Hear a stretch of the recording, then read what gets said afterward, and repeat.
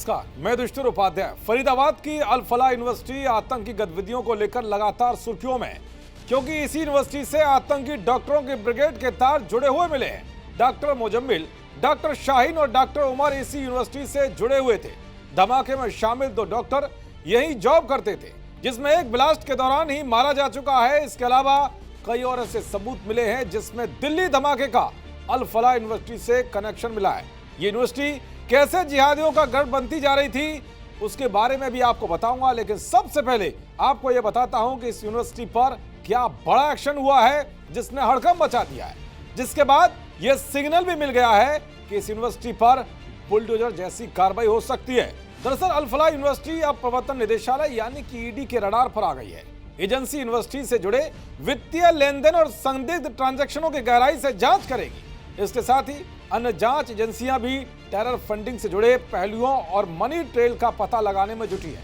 माना जा रहा है कि यूनिवर्सिटी के खातों और संबंधित संस्थाओं के जांच से आतंकी मॉड्यूल की फंडिंग को लेकर कई अहम सुराग मिल सकते हैं। तो वहीं दिल्ली ब्लास्ट के बाद जांच के घेरे में आई इस यूनिवर्सिटी को नोटिस जारी किया गया है।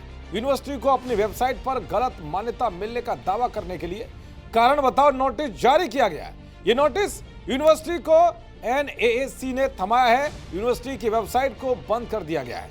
नोटिस में लिखा है कि NAAC के ध्यान में लाया जाता है कि अल फलाह विश्वविद्यालय ने A&A के लिए साइकिल 1 के लिए ना तो मान्यता प्राप्त की है और ना ही स्वेच्छा से काम किया है। यूनिवर्सिटी ने अपनी वेबसाइट पर सार्वजनिक रूप से प्रदर्शित किया है कि अल फलाह यूनिवर्सिटी अल फलाह चैरिटेबल ट्रस्ट का एक प्रयास है जो परिसर में 3 कॉलेज चला रहा है, जो पूरी तरह से गलत है और जनता को गुमराह कर रहा है। यानी कि यूनिवर्सिटी की ना तो मान्यता प्राप्त है और ना ही उसने NAAC की ओर से मान्यता के लिए अप्लाई किया है। इसीलिए यह फर्जीवाड़ा करने के मामले में बुरी फंस गई है।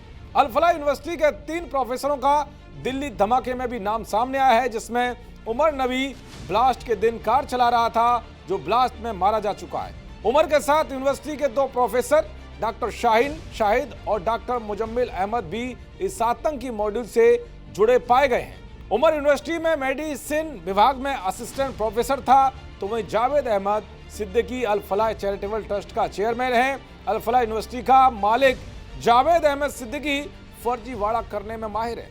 सिद्दीकी ने अपने तीनों भाइयों के साथ मिलकर अपने घर से ही अल फलाह और अल फहद बैंक के नाम से फर्जी संस्था चलाई थी। लोगों को पैसा डबल करने का लालच दिया था। लोगों ने उसके खिलाफ FIR भी दर्ज कराई थी।